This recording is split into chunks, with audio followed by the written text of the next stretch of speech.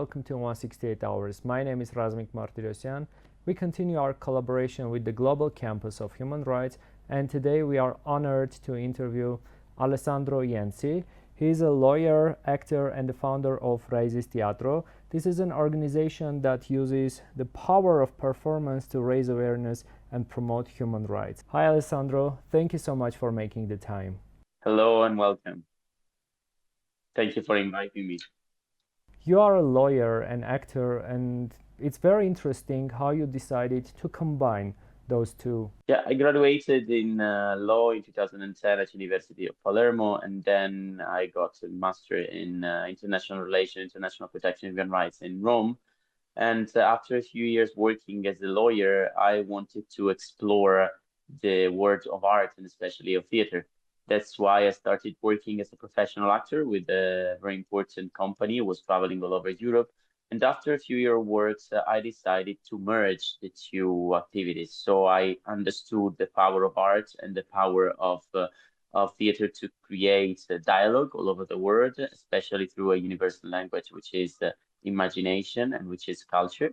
And so I decided to create and found an organization called Raizes, which is based in Palermo, but now working worldwide, who's promoting human rights, inclusion, and global citizenship through the arts. And you received an award recently. Can you tell us more about that? Yeah, last month I received an award in Andalusia in Spain, and the award was a European Identity Award for the activity we've been doing all over Europe, but also in all the Mediterranean region, like also Northern Africa and Middle East, promoting inclusion and fundamental rights to the arts, especially through free education. Because what we do is that we offer free education to underprivileged youth, underprivileged young artists, and we create with them original performances that we can present in shared public spaces or in important conferences and human rights events all over the world, also in cooperation with the main human rights institutions in the world. Can you elaborate on your cooperation with Global Campus of Human Rights and Art for Human Rights campaign? My cooperation with the Global Campus of Human Rights started in 2021 after attending the Cinema and Human Rights and Advocacy School that they got every year in September in cooperation with Picture People. And after this experience, I won an award in New York, which is the International Human Rights Art Festival. And I decided to create a program whose name was Human Freedom. It was a year-long project promoting human rights through the arts. And with the Global Campus, we decided it was the time to strengthen the link between art and rights. So every year, we present together international performances, and also we attend important conferences. This year, for example, we did the opening of the World Congress for Children's Rights in Madrid. And every year I do the opening of the Venice School for Human Rights Defenders in Venice.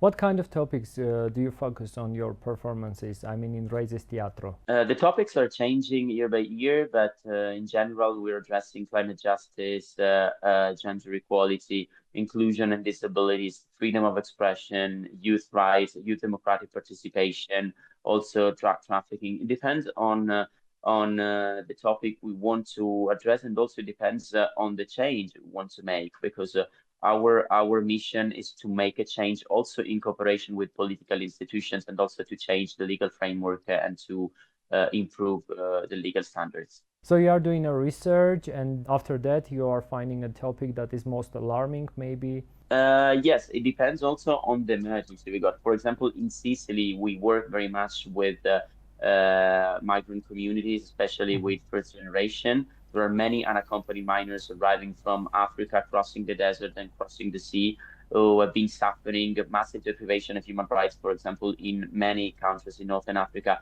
And then they've been traveling through the Mediterranean. And when they arrive here, they have no education, they have no access to public services. So it's important to transform their voices in young leader voices who are able to represent their own needs and also to raise their voices to get more attention from institutions.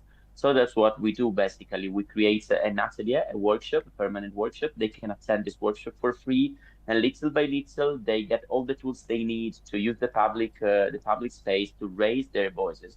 So we choose the mission every year and every month also, And it depends on the topics or the most important topics at the moment for human rights challenges in the world.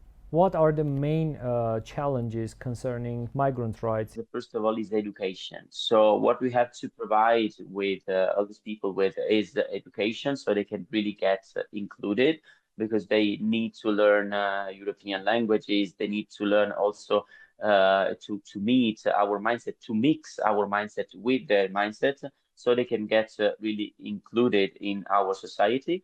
And they can also try to make different works and get different positions in our society. It's a long journey. It's a long way to go, but I think it's very possible.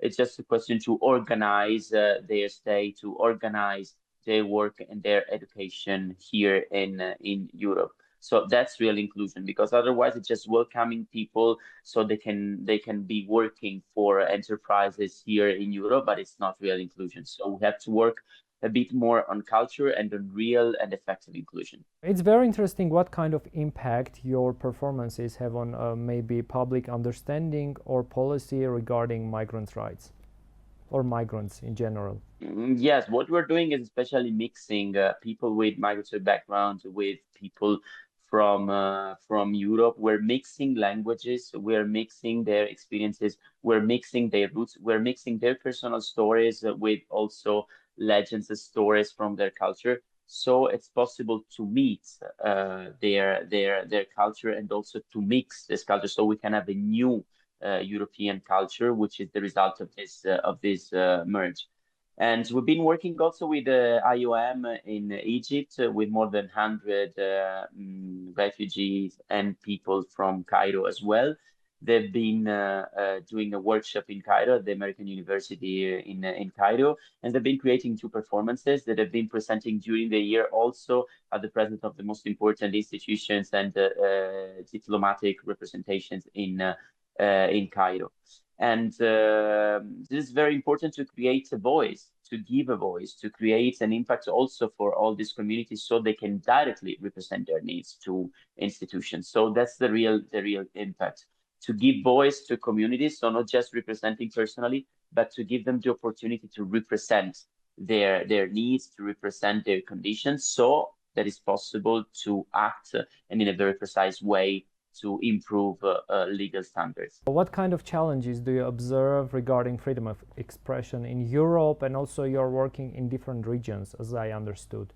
Freedom of expression is related to communication and our availability and capability to create a dialogue, which is nowadays very important, considering that it looks like we are not understanding each other anymore.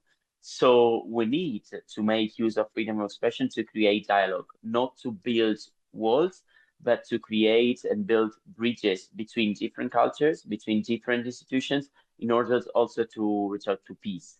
We have to make a distinction between freedom of expression deprivation in a national framework or in an international framework.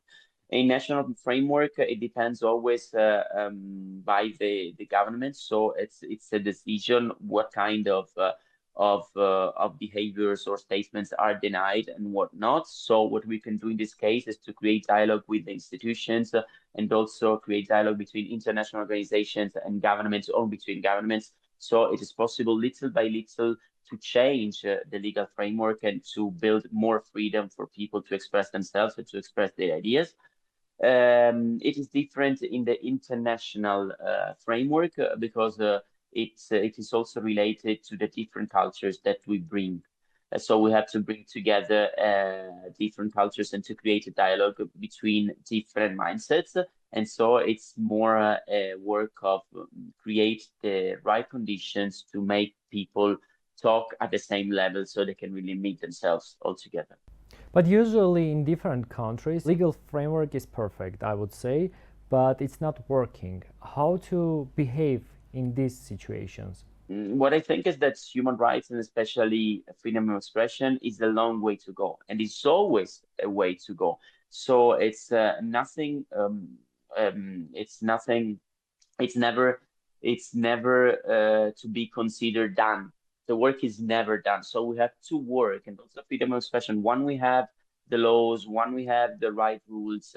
We have to work also on a cultural perspective to make people enjoy this kind of rights. So also the economical conditions, also the economical reality can have a strong impact on freedom of expression and also can create the condition for a deprivation of freedom of expression. So we have to work on it in order to allow everyone to express his or her freedom without without stopping the freedom of other people. Especially in That's the right digital balance. age, yes, especially in digital age where there are different challenges concerning to freedom of expression, right to information even. Yeah, because freedom of expression is not to say whatever we want. Freedom of expression is to express our values, but we need a system of value. So also freedom of expression is how to express what we believe in. It's not just to give information or free information, so to spread fake news or to spread points of view that are not acceptable for anyone. So we have to work a bit on our inner balance to meet ourselves, to meet our roots, to meet our cultures, and to meet our system of value, which must be founded on respect and mutual respect. How do you see the role of art in these situations? Art is very important because it can really balance ourselves. It can really balance our soul. It can really balance our system of values, so we can find the right way to express ourselves and to meet other people. And also, art make use of imagination and makes use also of trying to see a different perspective, a different points of view. So it can really create more freedom for each one of us because it can give us all the tools to meet other cultures and to meet ourselves. What kind of advice would you give to artists who live in countries where it's kind of forbidden to speak out, but they want to? How to do that? I would create a scheduling so they have to work and they could work step by step, little by little, and reach goals which are really near to them. And little by little, they can create a change. Because first of all, they have to protect themselves, they have to protect their lives. So they need to work little by little to create an impact, to create a change. And also what they can do where possible is to create an international network that can support them. So let's try to create international networks with international artists, international institutions, because it is always the way to create new words and new possibilities. What can you say about human rights education in this regard? We know that Global Campus of Human Rights does a huge job. Art and also human rights education always make a change, especially through education, because people can really meet themselves, can really make questions about themselves, about their personal conditions, about their points of view. And so it's always a transformative path, always a transformative way. And it's an opportunity to meet the world. When we work on human rights, we work also in meeting many communities from all over the world, which are always very different from the community we come from. And it's always opening very much our minds because we are bound to see other people's perspective, other people's needs, and how much work must be done still in the world to guarantee human rights all over the world. What upcoming projects or performances are you most excited about and you are working on? Yeah, my next performance will be presented in Teatro di Roma, which is the main theater in Rome and in Italy in 1 week on the 22nd. We'll be working with 5 performers. One performer is from Gambia. He arrived as an accompanied minors in Sicily a few years ago. 2 performers are 2 twins from Colombia, but they are Spanish, so based in Madrid. One of them is deaf. Another performance is the blind performer from China, but based and was been living his whole life in Italy, and is Italian. And a performer from Afghanistan. She's doing an amazing job also to spread education also in her country. And what we'll be doing is to address childhood and human rights and freedom of expression all over the world. So they are representing their country, they're representing their personal condition, and they're also representing all the children who have been deprived of their speech and freedom all over the world. How do you choose people to cooperate with? or organizations? It depends on the work I want to do, and it depends on the message I want to create, and it depends on their personal stories. Sometimes it depends on their availability. Sometimes I just meet them maybe in conferences or in the streets or in cultural events. And after a talk, I'm able to understand if I can cooperate with this artist, and I just start working with them in an atelier during a workshop for 10 days every day. And then little by little, we build together the performance. So that's how I pick them. There are no other ways. It's very interesting. Do you cooperate, or maybe you had an experience of cooperating with artists from Armenia or from our region, from Caucasus? We've been presenting last year a performance in Yerevan, so I've been the opportunity to meet many people from them. I've never cooperated artistically with someone from there, but I'm very open and I would be very happy to cooperate. Also to deepen my knowledge on your culture and to also to create possible impact in the country and cooperation with our country. Thank you so much. That was a very interesting interview. Do you want to add something that we didn't discuss during the interview, but you believe it's very important to share with us? Yes, maybe what I want to add is that we have to work every day and to go back believing that change is possible, and it's possible just working day by day and all together creating community, because it's an era in which we are trusting isolation and competition very much, but building community is always the only solution to make the world a better place to stay. Thank you. Thank you so much. Thank you for watching this interview. Don't forget to subscribe to our channel.